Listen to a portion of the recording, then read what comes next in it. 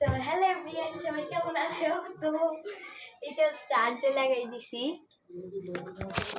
তো দেখো ভাতের থালি নিয়ে দাঁড়াই রইছি। বোন একটু ধর মোবাইলটা, জাস্ট একটু।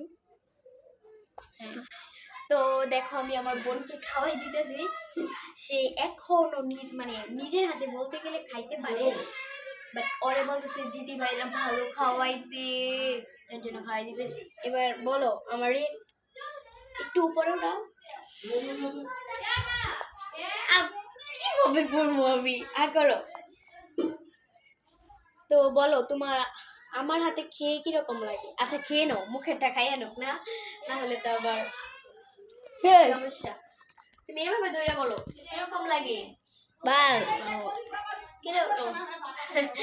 আমার হাতের খাবার আমার নিজেকে নিয়ে ভালো লাগে। দেখো আমি খাচ্ছি। ঘুরাবো না।